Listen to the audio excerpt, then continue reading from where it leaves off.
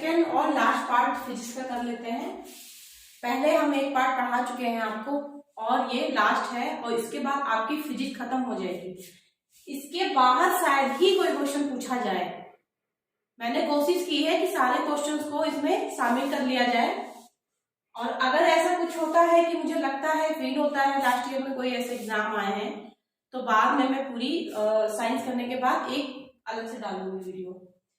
तो चलिए स्टार्ट करते हैं। उससे पहले आप चैनल को सब्सक्राइब कर लीजिए अगर आप चाह रहे हैं जल्दी से जल्दी हम पीसीएस क्वालिफाई कर ले। स्पेशली ये पीसीएस की ही क्लास है, वैसे आईएएस के लिए भी है, वो मेंस के लिए अलग चल रही है, अभी प्रीलिम्स की पीसीएस की चल रही है।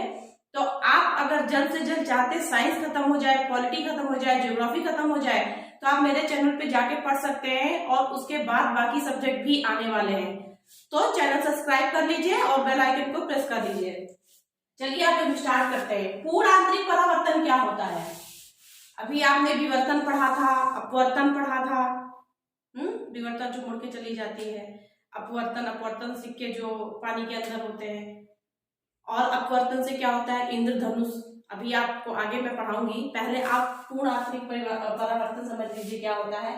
रिफ्लेक्शन आप पढ़ चुके थे, अब इसको पढ़िए। देखिए इसमें दो कंडीशन होती है, किरणें सघन माध्यम से विरल माध्यम की ओर चलती हैं, ठीक। दूसरा क्या होता है आपतन कोण क्रांतिक कोण से बड़ा बनता है। ये दो कंडीशन अभी तक इस तरीके के क्वेश्चंस आ नहीं रहे हैं, मैंने इसको इसीलिए डाल लिया है कि अब पैटर्न थोड़ा चेंज हो रहा है। हो सकता है इस टाइप से क्वेश्चन बनाते, क्योंकि ये दोनों अगर इसके मेन चीजें हैं तो उसकी वजह से पूछ सकते हैं कि भाई इसमें से दोनों कौन सी विशेषता है इसकी, तो आपको दोनों पता होना चाहिए। एग्जाम्पल तो बहुत पूछते हैं, तो खैर एग्जाम्पल आप देख लीजिए। कांच में दरार पड़ जाना या कांच में चमक आना, हीरे की चमकना, ये सब आप पहले से जानते हैं। मृग मरीचा क्या होता है? इमेज जो आपको जैसे फील होता है, कभी कभी हम लोग देखिए ड्राइव करते रहते हैं और बहुत धूप है, पूरी सीधी रोड है, तो कभी कभी आपको फील होता होगा कि सामने जैसे वाटर है, बहुत अच्छा खासा बारिश हो गई है या ज्यादा वाटर पड़ा हुआ है। बाद में जाने पे देखते क्या है कि अरे ऐसा तो कुछ नहीं है, वो जस्ट बिकॉज ऑफ रिफ्लेक्शन था। तो वो रिफ्लेक्शन नहीं है, वो पूर्ण आंतरिक परावर्तन है। और यही चीज डेजर्ट में होता है, मरुस्थल में। मरुस्थल में देखिए क्या होता है कि रेत बहुत तेजी से चमकती हैं। जब चमकती हैं तो ऐसा फील कराती है जैसे कि वहां पे पानी हो। दूर से देखने पे ऐसा लगता है कि पानी की धारा चल रही है, पास में आने पे पता चलता है कि वही कार वाली बात की वो तो कुछ और है। तो वो जो रिफ्लेक्शन नहीं है वो क्या है? पूर्ण आंतरिक परावर्तन। रिफ्लेक्शन और ये दोनों मिलके जब देखिए ये चीज आप दोनों याद रखिए, किरण सघन माध्यम से विरल माध्यम में जब ट्रेवल करती है और दूसरा आपतन कोण जब क्रांतिक कोण से बड़ा होता है, ठीक है। तो ये एग्जाम्पल देखिए, ऑप्टिकल फाइबर, एक आप देखिए ऑप्टिकल फाइबर के जितने हैं प्रकाशीय तंतु, वो इंडोस्कोपी और लेजर किरणों द्वारा बॉडी के अंदर कोई काम करना, ये सब इसी पे आधारित है। विद्युत सिग्नल को प्रकाश सिग्नल में बदलकर प्रेषित करने में शरीर में लेजर किरणें, जल में परत नली पड़ी हुई है वो, मृग मरीचा मैंने बताया ही आपको। तो ये सब पूर्ण आंतरिक परावर्तन के एग्जाम्पल है और उसकी दो कंडीशन है, ठीक है, इसे याद रखिएगा। आइए आप पढ़ते हैं दर्पण के बारे में और लेंस के बारे में।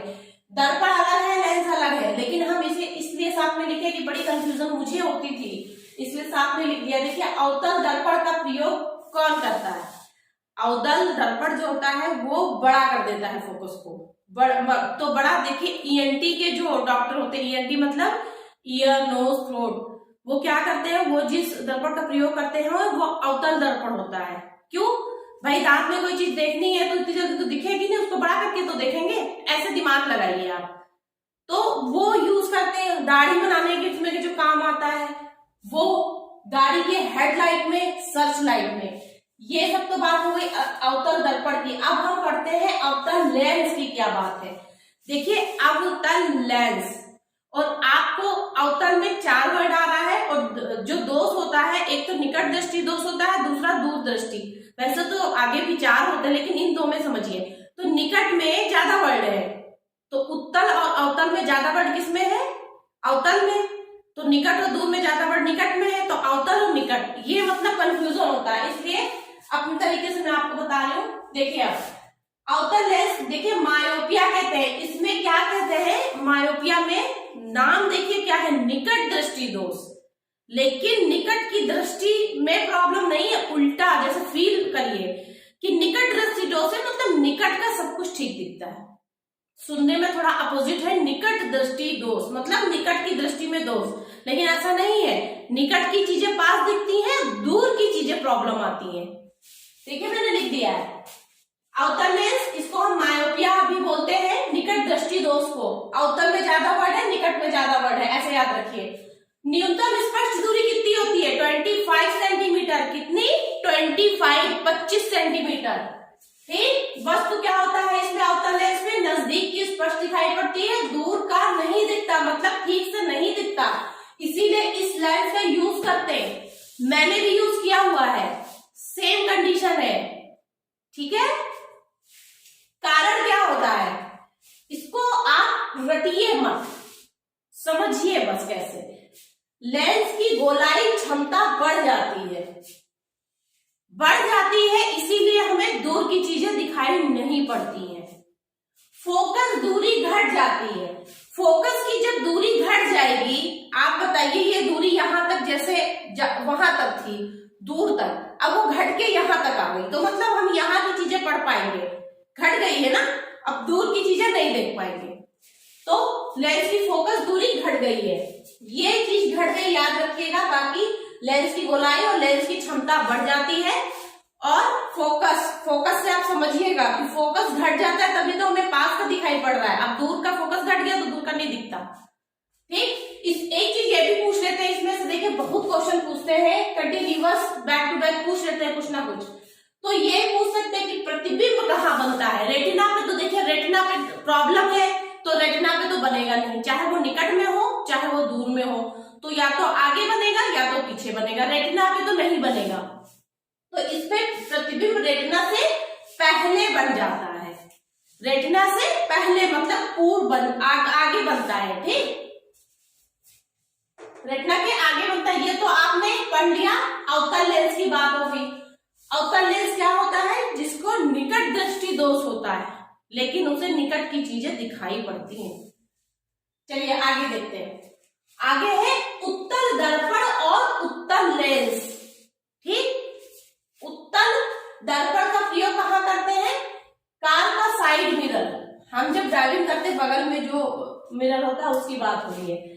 सोडियम परावर्तक लैंप, यहाँ पे क्या होता है? कौन से दर्पण का प्रयोग होता है? उत्तल। अब हम लेंस की बात कर लेते हैं, उसको क्या कहते हैं? हाइपरमेट्रोपिया, जो उत्तल लेंस का यूज करते हैं। इसी का जब जस्ट अपोजिट कर दीजिए आप, अवतल लेंस वाला यहाँ पे बस उत्तल है, उत्तल कम है अवतल से। ठीक, और निकट से कम है दूर, तो दूर में 2 वर्ड है, उत्तल में कम वर्ड है, तो दूर का हो गया। दूर दृष्टि के लोगों को दूर दृष्टि दोष में यूज होता है उत्तल लेंस, जिसको कहते हैं हाइपरमेट्रोपिया। देखिए वस्तु दूर की स्पष्ट दिखाई पड़ती है, नजदीक की नहीं दिखाई पड़ती। और कारण में देखिए ये सारी चीजें आप चेंज कर लीजिए, इसीलिए मैंने ऐसे बना दिया है, दूर की स्पष्ट, नजदीक की स्पष्ट नहीं। कारण लेंस की गोलाई क्षमता बढ़ जाती है। फोकस दूरी, देखिए यहाँ पे क्या है, यहाँ पे हम अभी बता रहे थे आपको कंपैरिजन में कि इसमें लेंस की गोलाई क्षमता बढ़ जाती है, इसमें निकट में, और दूर दृष्टि दोष में घट जाती है। ठीक, समझ रहे हैं? अब फिर से निकट में देखिए, फोकस दूरी घट जाती है निकट में, तो दूर में क्या होगा? बढ़ जाती है। फिर निकट में देखिए, प्रतिबिंब रेटिना के आगे बनता है, दूर में देखिए प्रतिबिंब रेटिना के पीछे बनता है। आप एक चीज को समझ लीजिए, मैंने निकट वाले में आपको समझाया था कि फोकस दूरी जो मेरी दूर तक थी अब घट गई है, इसलिए मुझे पास का दिखता है, दूर का नहीं दिखता विदाउट चश्मा। ठीक है, तो इस तरीके से आपकी ये 2 चीजें हो गई। अब देखिए सूक्ष्मदर्शी में भी कभी कभी यूज होता है, तो वो उत्तल ही यूज होता है, चाहे संयुक्त हो चाहे सरल हो, कोई भी सूक्ष्मदर्शी हो उसमें उत्तल ही यूज होता है। अब देखिए तीसरे नंबर की जरा दृष्टि दोष, प्रेसबायोपिया। जरा में क्या होता है? देखिए इसमें दोनों की ही कंडीशन, ना तो ठीक से दूर का दिखेगा ना तो ठीक से पास का दिखेगा। इसका कारण ऐसा तो कुछ नहीं होता, लेकिन एज बढ़ने पे हमारे विटामिन, प्रोटीन, विटामिन ए वगैरह कम होने की वजह से और वृद्धावस्था के कारण ये चीज हो जाती है कि ना तो ठीक ठीक से दिखता ही नहीं, चाहे पास या दूर हो, ये समझिए, ऐसे समझिए आप। ठीक है, निवारण क्या करते हैं इसमें, अब जब दोनों की प्रॉब्लम है तो दोनों का सोल्यूशन होना चाहिए, तो दोनों के सोल्यूशन को तो कहते हैं बाइफोकल।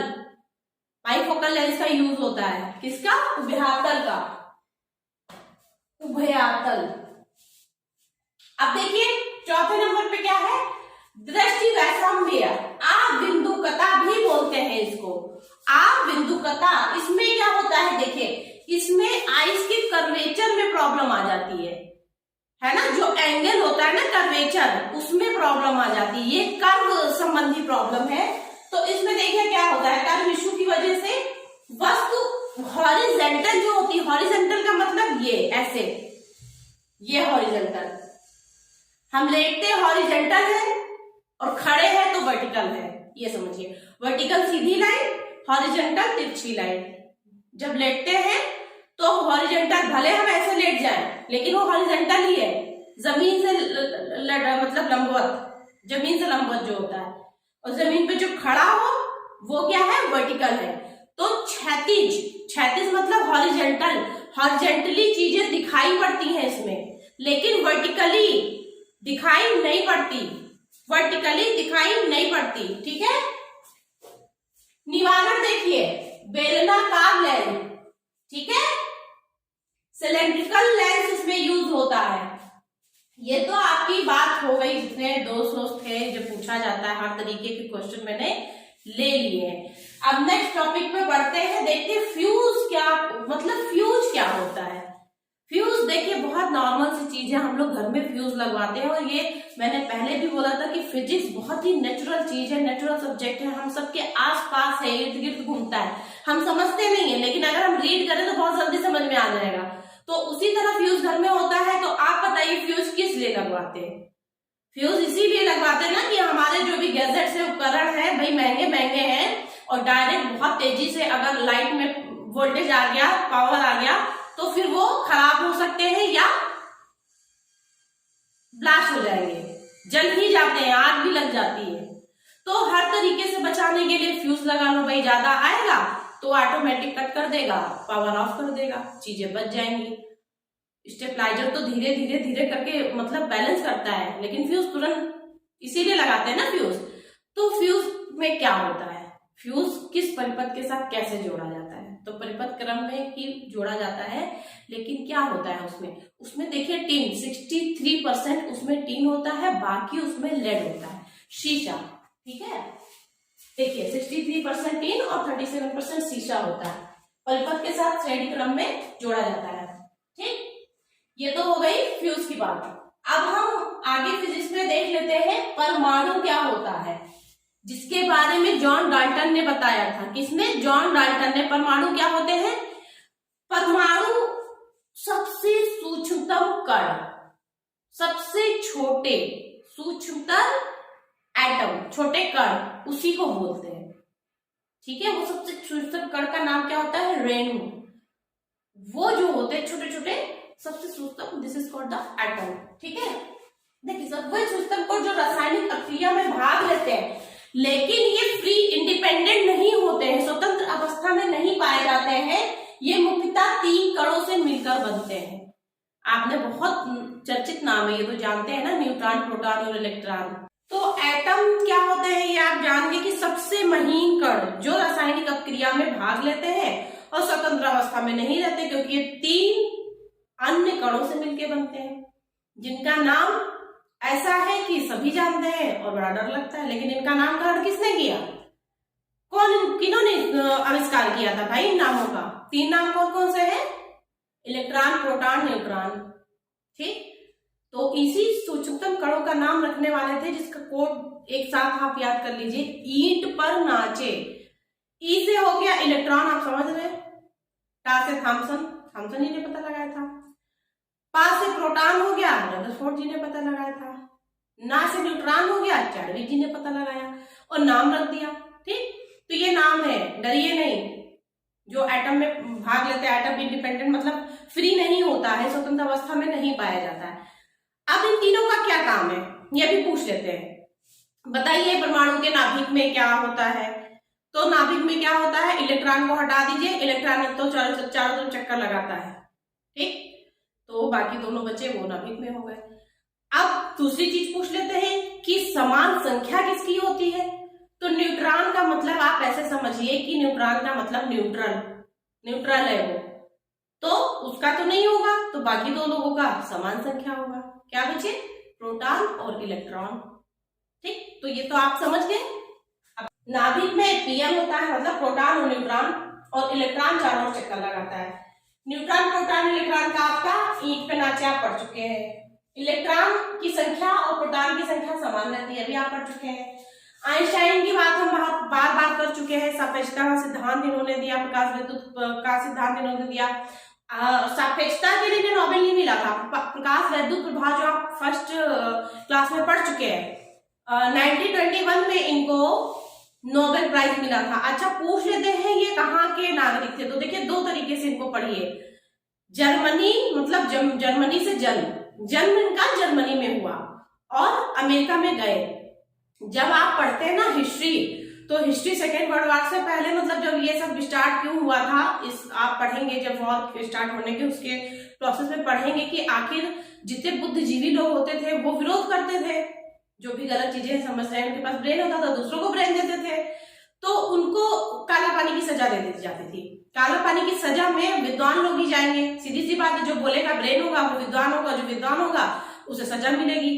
तो सजा करके वो चाहे फ्रांस से हो, चाहे जर्मनी से हो, चाहे जहां से उनको सजा मिली थी यूरोप में, वो अमेरिका भेज दिए जाते थे, क्योंकि अमेरिका उनकी एक तरीके से ब्रिटिश की उस समय कॉलोनी थी, और यूरोप वहां पे कोई डेंसिटी नहीं थी, कोई लोग नहीं रहते थे, इंसान आबादी नहीं थी, तो छोड़ दिया जाता था वहां पे। ऐसे तो खुद धीरे धीरे पता चली वो सारे बुद्धिजीवी वहीं पहुंच गए। कैसे पहुंच गए, उनको भेज दिया गया सजा के रूप में।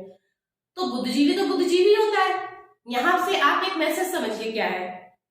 ग्रेगरियन जिन्होंने कैलेंडर बनाया था, ग्रेगरियन कैलेंडर के नाम से प्रसिद्ध है, हम जानते हैं ग्रेगरी, तो उनको भी ऐसी सजा मिली थी, उनके बोलने की वजह से उन्हें सजा से इंडिया में नहीं आ रही, हिस्ट्री पढ़िए आप, पता चलेगा कि क्या क्या चीजें हैं, और पढ़ रहे होंगे तो आप जान भी रहे होंगे। तो उन्हें जब सजा मिली तो उन्हें भेज दिया गया काला पानी ऐसे टापू पे जहां पे कोई नहीं था, कभी ना कभी मर ही जाएंगे, वो क्या करेंगे, कितना खा लेंगे पेड़ पौधे या कंदमूल, क्या क्या खा लेंगे जो भी, लेकिन सर्वाइवल तो होता ही है, वो तो सर्वाइव कर ही जाता है, कैसे भी कर जाता है बुद्धिमान, जिसने अपने अच्छा ब्रेन का बढ़िया यूज किया हो।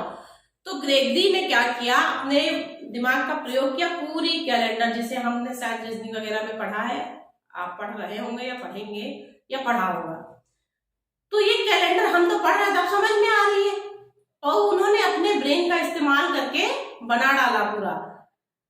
अच्छा कुछ समय बाद जब उनके सैनिक जाते थे, कॉलोनी थी भाई, लोग जाएंगे ही अमेरिका में, तो देखा कि ऐसा क्या, ग्रेगरी तो जिंदा है, तो पकड़ के लाया गया। तो राजा ने पूछा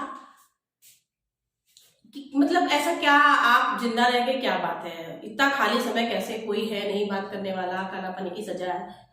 तो ग्रेगरी जी ने कहा कि समय था, मुझे तो पता ही नहीं चला समय, और वैसे दाढ़ी वाड़ी बाल वाला, भाई वो तो सजा मिली थी उनको, कोई ऐसी जगह तो रह नहीं थे, अर्बनाइजेशन था वहां पे, मुझे तो नहीं पता चला। तो पूछा ऐसा क्या है भाई बताओ, तो अब वो तो कैलेंडर एक जादू था उस तरीके से, तो पूछा आपका बताइए, हम बता देंगे, आपका जन्म आप बताइए, मैं दिन बता दूंगा, आप दिन बताइए, हम ईयर बता देंगे, सारी चीजें पूछ ली, क्रॉस चेक कर लिया, अरे सब बढ़िया, बहुत बढ़िया। तो उनको जस्ट बिकॉज ब्रेन की वजह से छोड़ दिया गया। कहने का मतलब है इतने बिजी रहिए, इतना अच्छा ब्रेन का यूज करिए, यूपीएससी यूपीपीसीएस तो बहुत छोटी चीज है, हम आपसे फिर कह रहे हैं, बहुत बड़ी बात नहीं है, प्रैक्टिकली आप चीजों को देखिए, समझिए, रीड करिए, आप ऑटोमेटिक उस 3 घंटे में आपको इतना लिखना रहता है कि आप रट के क्वेश्चन नहीं जा सकते हैं। आप ये बढ़ाइए, अपना ब्रेन कॉन्सेप्ट बढ़ाइए, अपनी लैंग्वेज में लिखना स्टार्ट करिए। आप एक बार आंसर राइटिंग करेंगे कुछ और होगा, दूसरी बार करेंगे कुछ और होगा, तीसरी बार करेंगे, लेकिन कॉन्सेप्ट से वही चीज आप समझाओगे, ठीक है। इसीलिए क्यों जो कॉपी चेक करने वाले लोग होते हैं फट से जान जाते हैं कि बुकिश लैंग्वेज है, क्यों, रटने वाले में वो फ्लो नहीं आता है, इसलिए आप ऐसे बनिए, आप ही आंसर राइटिंग करके देखिए। अगर किसी चीज को समझ लिया है, मेरी ज्योग्राफी की क्लासेस आप पढ़ रहे हैं, पढ़ के देखिए, उसके बाद क्या करिए, आंख बंद के जस्ट मेमोराइज करिए, उसके बाद अपनी लैंग्वेज में उल्टा सीधा टेढ़ा मेढ़ा बस लिखने की प्रैक्टिस करिए। फिर अगेन आप सेटिस्फाई नहीं है, दूसरी बार लिखिए, तीसरी बार लिखिए, ऑटोमेटिक आपको लगेगा कि अरे हम हमारे अंदर खुद से इंप्रूवमेंट। अपने आप से बड़ा कोई नहीं होता है बता सके सही क्या है गलत क्या है, सबसे बड़े मास्टर तो आप खुद होते हैं। खैर वो बाद में बताएंगे। तो हम बता रहे थे कि ऐसे विद्वान लोग अमेरिका पहुंचे, तो विद्वान लोग भी फिर अमेरिका को आगे बढ़ा रहे, क्यों देख ही रहे हैं आपने, परमाणु का पता लगाया, परमाणु बम का पता लगाया, हाइड्रोजन बम का पता लगाया। क्या होता है विखंडन, बताइए। विखंडन अपने अपने वर्ड में ही तो छिपा हुआ है, विखंडन, खंड, टूट जाना, इतना समझिए, टूटना। जब कण टूट जाते हैं, एक दो पार्ट में, तीन पार्ट में, 10 पार्ट में, तो क्या होता है, एनर्जी, अपार ऊर्जा विमुक्त होती है। टूटने को ही विखंडन कहा जाता है। किसने पता लगाया था इसका, इंस्टांसमैन और ऑटो हॉर्न ने यूरेनियम 235 का पता लगाया था विखंडन के रूप में। ठीक, तो विखंडन तो आप समझ गए। अब हम विखंडन का क्या मतलब है, क्यों इतना ज्यादा चर्चित रहा, तो आपको पता होगा। अभी जिस चीज का मैं नाम लेने वाली हूँ आप बहुत अच्छे से समझ जाएंगे। जी हाँ, परमाणु बम का हमला, सेकेंड वर्ल्ड वॉर इसी के द्वारा ही बंद करने के पीछे यही कारण ही बचा था। अगर ये ना होता तो शायद और आगे तक बढ़ जाता। तो अमेरिका ने जापान पर परमाणु बम गिराया था, वो विखंडन पर आधारित था। जब अपार ऊर्जा निकलती है तो ऊर्जा हमारे ऊपर डिपेंड करता है कि हम सही कार्य के लिए यूज कर रहे हैं या फिर ये हार्मफुल हो सकता है, ये हमारे ऊपर डिपेंड करता है। ठीक, तो इसका नाभिकीय विखंडन यूरेनियम 235 द्वारा पता किसने लगाया था, इंस्टांसमैन और ऑटो हॉर्न ने। ठीक है, इसमें विखंडन में चयन की प्रक्रिया होती है। होता क्या है कि यूरेनियम 235 पे जब न्यूट्रॉनों की डाला जाता है, मतलब बमबारी की जाती है, डाला जाता है, तो एक न्यूट्रॉन फिर से 3 गुना बढ़ जाता है। तो एक न्यूट्रॉन इतना हावी है, 3 निकलेंगे, फिर 9 निकलेगा, फिर 27 निकलेंगे, फिर मल्टीप्लाई बाई 3। ठीक, ऐसे करते करते एनर्जी कितनी ज्यादा हो जाएगी, बहुत ज्यादा हो जाएगी, और थोड़े ही समय में, क्योंकि इतनी तेज स्पीड होता है, थोड़े समय में ही सब नुकसान खत्म। ठीक, तो ये 2 तरीके से हो सकती है, या तो आप इसको कंट्रोल कर लीजिए, या कंट्रोल नहीं करेंगे तो क्या होगा। इसीलिए इंटरनेशनल इतनी सारी गाइडलाइंस है, इस पे हमेशा हाय तौबा हल्ला क्यों मचा रहता है, इसीलिए कि जिसने बनाया वो तो गया ही, साथ में पूरी दुनिया ले डूबेगा। तो क्या होगा, पूरी की पूरी जो पृथ्वी का जीवन है ना, सब खतरे में आ जाएगा, ऑटोमेटिक सब एक दूसरे को मार डालेंगे। तो इसलिए ये सब चीजें रोकने के लिए बहुत सारी संधि बनती है, वो अलग बात है। आप इतना समझिए, 2 अभिक्रिया होती है, एक नियंत्रित एक अनियंत्रित। तो नियंत्रित में आप समझ रहे हैं कि इसको टेक्निकली कहीं ना कहीं कंट्रोल कर लिया जाए, और दूसरा आप जान रहे हैं कि खतरनाक है। ठीक, तो अब हम चयन अभिक्रिया की बात करते हैं कि क्या होता है। देखिए, जैसे कि लिखा है चयन अभिक्रिया 235 पे न्यूट्रॉनों की बमबारी होती है, ये मैंने आपको बताया है। नियंत्रित और नियंत्रित, अनियंत्रित में 1, 3, 9, 27 मल्टीप्लाई 3 होता रहेगा। नियंत्रित में, नियंत्रित श्रृंखला में हम लोग टेक्नोलॉजी के थ्रू स्पीड कम करते हैं, न्यूट्रॉनों को खत्म करते हैं। जेट स्ट्रीम का जो कॉन्सेप्ट है हमारा कहां से आया था, यहीं से आया था। जेट सिद्धांत जो है, ये सब चीजें मैं लिंक करने वाली हूँ, इसलिए आपको बता रही हूँ, है अलग अलग चीजें। जेट स्ट्रीम जो भूगोल में आपने पढ़ा था, वो सेकेंड वर्ल्ड वॉर के यहीं पे यूएसए के जब जा रहा था, तो अपोजिट डायरेक्शन में फ्लो की वजह से जा नहीं रहा था जेट आगे, तो उस पे जब गिराया हिरोशिमा पे, तो वो डेट थी 6। खतरनाक क्यों है, आज भी हम जानते हैं कि यार इस समय भी वहां पे आसपास जिंदा लोग जो रह गए थे, उनके डीएनए क्रोमोसोम तक के पे असर पड़ गया था, अपंग बच्चे पैदा हो रहे हैं। और वहां तो जहां गिरा था वहां तो आबादी तो छोड़ दीजिए, दूर की बात है, कल्पना ही मत करिए। इतनी चीजें ज्यादा प्रॉब्लम हो जाती हैं, बोन मैरो तक की प्रॉब्लम, हर तरीके की प्रॉब्लम हो जा रही है। जब डीएनए क्रोमोसोम्स में प्रॉब्लम आ गई तो आप समझ सकते हैं कि कितनी बड़ी प्रॉब्लम। नॉर्मली जो म्यूटेशन होता है, म्यूटेशन मतलब उत्परिवर्तन, वो मानव में नेग्लेजिबल है। नहीं तो हम लोग हजारों करोड़ों साल से इंसान के रूप में ही दिख रहे हैं, इंसान से परिवर्तित होकर दूसरे में नहीं बने। आप कोरोना के बारे में देखिए, ये स्ट्रेन वो स्ट्रेन, ये स्ट्रेन क्या है, म्यूटेशन बहुत ज्यादा है, तो हम लोगों में म्यूटेशन रेट नहीं है, ठीक। तो वहां पे इतना चेंजेस है, तो समझ लीजिए कि ये परमाणु बम ने कितना खतरनाक है, खतरनाक तो है ही। तो 9 अगस्त को खत्म हो गया वर्ल्ड वॉर। कैसे? हिरोशिमा नागासाकी पे 9 अगस्त को, ना से 9 ना से नागासाकी, ऐसे याद रखिए। इसको परमाणु बम को किसके निर्देशन में बनाया गया था? इसको याद करिए, ओपेनहियर। ओपेनहियर कैसे? जेट लेके जा रहे थे, जेट स्ट्रीम पता चली, जेट इंजन पता चला, कैसे? ओपन हियर क्या है? आवाज आ रही थी हवा की बहुत तेज, अपोजिट डायरेक्शन में जेट स्ट्रीम का पता चला, वॉइस सुनाई पड़ रही थी एनीमोमीटर के थ्रू, पवन का वेग, तो क्या है? आवाज सुनाई पड़ी, तो हियर, ये मतलब सुनाई पड़ना। ये मैं आपको याद करने के लिए बता दूं, किसी का कोई रिलेशन नहीं। ओपेनहियर ने पता लगाया था परमाणु। तो ये परमाणु बम अनियंत्रित श्रृंखला अभिक्रिया पर आधारित है। अब आप समझ रहे होंगे ये अनियंत्रित है, इसीलिए इतनी हाय तौबा मची थी। तो इसको बैन इसीलिए किया गया क्योंकि अनियंत्रित है। बाई चांस तो चलिए वहां ठीक है, हो गया, लेकिन ये चैन अगर आगे बढ़ता चला जाएगा तो पूरी मानव जाति खतरे में पड़ जाएगी, है ना। तो अब हम बात करते हैं नियंत्रित श्रृंखला की। तो नियंत्रित श्रृंखला में हम अपने टेक्नोलॉजी का यूज करके कुछ करेंगे। सबसे पहले तो हम स्पीड कम करेंगे, बहुत तेजी से कम समय में बहुत ज्यादा एनर्जी ना हम बटोर पाएंगे, ना हम उसका संचयन कर पाएंगे, ना हम उसका यूज कर पाएंगे। तो पहले तो कुछ स्पीड कम कर दी जाए, उसके लिए काम करेंगे। चयन क्रिया में जो न्यूट्रॉन बढ़ते जा रहे हैं, 1 से 3, 3 से 9, 9 से 27, है ना, ऐसे बढ़ते जा रहे हैं, उनको जितनी यूज है उतना यूज, मतलब 1 न्यूट्रॉन की यूज है तो बाकी 2 को हम खत्म करें, अवशोषित करें, एक हो गया। दूसरा, हम यूरेनियम का सही इस्तेमाल करें, यूरेनियम का सही इस्तेमाल करें, लाभदायक कार्यों में यूज करें।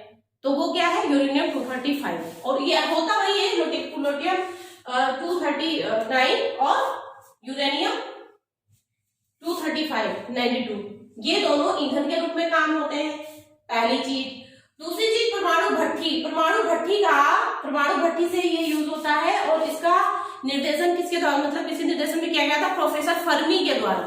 परमाणु भट्टी, भासे भट्टी, ठीक, अच्छा काम किया था तो फर्मी। और स्पीड कम करने के लिए क्या किया जाता है? जो बहुत तेजी से स्पीड है उसको कम करने के लिए ग्रेफाइट का और D2O का यूज करते हैं। H2O नहीं, D2O। तो आपको समझ में पानी आ रहा होगा, जी हाँ, ये भारी जल है। अभी 20 के प्री में पूछा गया था कि D2O किस भारी जल का क्या है, तो भारी जल और ग्रेफाइट मंदक का काम करते हैं। मंदक का मतलब मंद, स्पीड मंद कर देना, स्पीड कम कर देना, ठीक है। अब उसको बताइए कि न्यूट्रॉन को भी तो हमें अभी एक प्रॉब्लम तो और बची ना, कि जो 1 से 3, 3 से 9, 9 से 27 हो रहे हैं, उनको एक ही करना है। तो वहां पे क्या करते हैं? कंट्रोलर रॉड लगाते हैं। वो किसकी होती है? कैडमियम की और बोरान की छड़ लगाई जाती है। वो क्या करता है? 3 निकले न्यूट्रॉन, तो इन दोनों को एब्जॉर्ब कर लेगा, एक बचेगा। तो इस तरीके से नियंत्रित श्रृंखला हो जाती है, ठीक है। इतना आप समझ गए? चलिए अब आगे आप समझिए कि संलयन क्या होता है। संलयन, ये भी अपने नाम में छिपा हुआ है। संलयन मतलब मिक्स होना, 2 या 2 से ज्यादा कणों या बहुत सारे एक साथ मिलके मिल जा रहे हैं, तो भी उसमें भी एनर्जी बहुत ज्यादा, इवन इसमें तो कुछ ज्यादा ही एनर्जी निकलती है। तो जो हमारे यहाँ सन से एनर्जी आ रही है, वो सन से या किसी भी तारे से, तारा चूंकि सन एक तारा है। अगर आप नहीं जाने तो मेरी ज्योग्राफी की फर्स्ट क्लास पढ़ सकते हैं, आपको सब समझ में आ जाएगा इस सिद्धांत के बारे में। तो इससे आने वाली जो एनर्जी है वो नाभिकीय संलयन पर आधारित है। हाइड्रोजन का हीलियम में बदलना, उसके केंद्र में, नाभिक में, ठीक है। तो ये क्या हुआ? संलयन। तो संलयन में भी वही बात है, अपार ऊर्जा मुक्त होती, लेकिन इसका यूज हम देखिए अच्छे कामों के लिए कर सकते हैं। तो ये हाइड्रोजन बम जो होता है, हाइड्रोजन बम जो है इसी बेस पे आधारित है, संलयन पे आधारित है, और ये बहुत ताकतवर है। विखंडन में इतना ताकतवर है तो संलयन में तो होगा ही। तो जो हाइड्रोजन बम है, परमाणु बम के कंपैरिजन में 1000 गुना ज्यादा शक्तिशाली होता है, ज्यादा पावरफुल होता है। अब बात आ गई तारों की। हाइड्रोजन बम का आविष्कार किसने किया था? एडवर्ड टेलर ने 1952 में। तारे का रंग देखिए पृष्ठताप की वजह से होता है। सर्वाधिक आपको चमकीला कौन दिखता है? नीले कलर का, है ना। तो सबसे ज्यादा उच्चता पृष्ठताप उसमें होता है। फिर किसमें होता है? व्हाइट में, और फिर रेड में। रेड क्या होता है? लगभग उसकी एनर्जी खत्म हो गई है, वो बूढ़ा हो चुका है। तो ये होता है। अब आप कुछ पॉइंट्स ऐसे हैं जो मैंने साइड में लिखा है, बहुत पूछा जाता है। देखिए अक्यूमुलेटर का क्या मतलब होता है, आपको समझ में आ रहा होगा। एक्यूमुलेट करना मतलब इकट्ठा कर लेना, किस चीज को? विद्युत ऊर्जा का संग्रह, एक्यूमुलेटर। एरोमीटर, नाम में क्या रखा है? नाम में बहुत कुछ रखा है। एरोमीटर, एयर से संबंधित, वायु से, वायु मतलब गैस, तो इनका भार और घनत्व नापने के लिए। एनीमोमीटर, वेलोसिटी ऑफ एयर, वायु का वेग नापने के लिए। और क्या है? ओडोमीटर, देखिए कार ड्राइव करने वालों को स्पीडोमीटर तो बड़ी पता होता है, ओडोमीटर नहीं पता होता है। क्यों नहीं पता होता है? क्योंकि सर्विसिंग करा लेंगे, चीजें कर लेंगे, लेकिन बस ओडोमीटर में स्पीड देख रहे, इसलिए पता है, ओडोमीटर नहीं पता। ओडोमीटर क्या होता है? जो पहिया होता है उसके द्वारा दूरी कितनी चली गई उसका मापन किया जाता है। टाइपराइटर का आविष्कार किसने किया था? शोल्स ने किया था। आरडीएफ का हैनिंग ने। तड़ित चालक का बेंजामिन फ्रैंकलिन ने। अच्छा, कुछ क्वेश्चन ऐसे पूछ लेते हैं कि आंखों का रंग किस पे निर्भर करता है? कॉर्निया पे, रेटिना पे, आइरिस पे, किस पे? तो इसका आंसर होगा आइरिस, आंखों का कलर। इंद्रधनुष का जो रंग होता है वो 3 चीजों से मिलकर बनता है। पूर्ण आंतरिक परावर्तन, मैंने आपको पढ़ा दिया है, ये भी एक एग्जाम्पल है, प्लस अपवर्तन प्लस वर्ण विक्षेपण। वर्ण का मतलब होता है रंग, कलर। विक्षेपण का मतलब विक्षेपित हो जाना। तो जब इधर उधर हो जाता है तभी तो हमें कलर दिखता है। तो ये सबसे बढ़िया एग्जाम्पल इंद्रधनुष इसका। इंद्रधनुष भी 2 तरीके से बनते हैं, प्राइमरी सेकेंडरी, मतलब प्राथमिक इंद्रधनुष और द्वितीयक इंद्रधनुष। जो प्राइमरी होते हैं वो बहुत विजिबल होता है, हमें जो दिखता है ना वो प्राइमरी होता है, लेकिन जो धुंधला पड़ जाता है, थोड़ा लाइट कम होता है, वो सेकेंडरी होता है। अच्छा, इसी से कलर याद आया, जो कलर होते हैं रंग, वर्ण, वो प्राइमरी कलर से ही सेकेंडरी बनते हैं, इसलिए आपको प्राइमरी कलर जरूर जानना चाहिए। क्या होता है? 3 कलर होते हैं, उसी से मिलकर सारे कलर बनते हैं। BGR, blue, red, green. और आंखों को शोभा देने वाले, आंखों को अच्छे लगने वाले, YG, येलो, ग्रीन। ठीक। अच्छा, बर्फ में क्या होता है? बर्फ में नमक और सोडा मिला दीजिए, नमक और सोडा, तो वो 0 डिग्री से और नीचे तक के जमा रहता है, मतलब नीचे हो जाता है -2 डिग्री सेल्सियस तक। इसीलिए हम लोग आइसक्रीम वगैरह देखते हैं, खाते नॉर्मली हम लोग देखते हैं, कुल्फी लेके आते हैं तो उसमें नमक वगैरह पड़ा रहता है ना, तो वो यही करते हैं, वो फ्रीजिंग पॉइंट को और मतलब नीचे तक के काफी देर तक के जमा रख सकते हैं। एसी के बारे में बात होती है, एसी कितने पे ना चलाएं, 17 पे ना चलाएं, 18 पे ना चलाएं। क्यों नहीं चलाएं भाई? क्यों नहीं चलाएं? ये जानने की कोशिश की आपने? क्योंकि इससे नीचे चलाएंगे तो हमारी बॉडी की ह्यूमिडिटी खींच ले जाएगा, ड्राइनेस बढ़ जाएगा। जब सर्दियां होती हैं हमारी त्वचा वो शुष्क हो जाती है, हमें क्रीम भर भर के, उसे क्रीम लगा के भरनी पड़ती है, और बिल्कुल क्यों? क्योंकि वो हमारी नमी खींच लेती है। तो एसी कम में रहने का यही होता है कि नमी भी खींच लेती है और लॉस भी करता है। तो नॉर्मल आइडियल टेम्परेचर में रहना चाहिए। तो आइडियल जो आर्द्रता है, ह्यूमिडिटी कितनी होनी चाहिए? 60 से 65%, और टेम्परेचर होना चाहिए एसी का 23 से 25 डिग्री सेल्सियस। ठीक है। अच्छा, अब आप देख लीजिए थोड़ा सा और परमाणु संरचना, परमाणु स्ट्रक्चर, ना कि परमाणु, वो तो डाल्टन जी ने की थी, जॉन ने, लेकिन संरचना भी किसने की थी? रदरफोर्ड एवं नील बोर। और प्रोटॉन की भी देखिए रदरफोर्ड ने की थी। रेडियम का मेडल क्यूरी, डायनमो ट्रांसफार्मर का माइकल फेराडे, सेफ्टी लैम्प का हेम्फ्रे डेवी, इनको डेवी नाम है, लेकिन एक बार हेम्फ्रे डेवी लिख दिया था तो बच्चे कंफ्यूज हो गए थे, तो ये एक ही बात है, डेवी नाम था। मशीन गन का जेम्स बकल, प्रकाश वेग का देखिए रोमर आपने पढ़ा होगा मात्रक के रूप में, मात्रक में रोमर पढ़ा है, प्रकाश वेग का रोमर, रडार का Robert Watson, Russell radar, Russell Robert. ठीक है। सौर मंडल का कोपरनिकस जानते हैं, स्कूटर का जी ब्रॉशा, हेलीकॉप्टर क्या करेंगे? हेलीकॉप्टर का उड़ाएंगे ना, क्या करेंगे? तो कहा से कॉर्नू, जेट इंजन, मैंने अभी बार बार आपको फोकस किया था, जेट इंजन, जेट स्ट्रीम, और जब नागासाकी पे गया था तो हटा हुआ था ना वो, जिसने ये जेट इंजन की कॉन्सेप्ट को दिया, ना दिया होता तो इतने लोग ना मरते और आज भी प्रॉब्लम ना होती। ये चर्चा आने वाले पता नहीं जब तक मानव जाति तब तक बना रहेगा। तो किसी हटेले ने काम किया था, ठीक है, किसने किया था? देखिए, फ्रैंक हिटले, सॉरी, अब बहुत रिस्पेक्टेड है, ये समझाने के लिए बताया गया है आपको कि आपको ऐसे याद रहेगा। तो जेट इंजन का फ्रैंक हिटले ने पता लगाया था, पेनिसिलिन का अलेक्जेंडर फ्लेमिंग, टेलीफोन का ग्राहम बेल, क्रेस्कोग्राफ का जगदीश चंद्र बोस, विद्युत धारा के एम्पियर को कौन मापता है? अमीटर, प्रतिरोध को, विद्युत प्रतिरोध को ओम मीटर, विभवांतर का क्या होता है? वोल्ट। अच्छा, इसमें आपने क्रेस्कोग्राफ अभी अभी पढ़ा, ये क्या होता है? क्रेस्कोग्राफ का जो आविष्कार है जगदीश चंद्र बोस ने आविष्कार है, जो इंडिया का है, ठीक है। ये प्लांट के ग्रोथ को पता लगाता है, ठीक, प्लांट के ग्रोथ को। अच्छा, आपने प्राइमरी सेल पढ़े थे ना, सेकेंडरी सेल क्या होता है? मैंने शायद बताया था आपको। तो सेकेंडरी सेल नहीं जानते हैं तो समझ लीजिए कि वो फिर से चार्ज करके जो एनर्जी मिल जाती है सेकेंडरी सेल से मिलती है।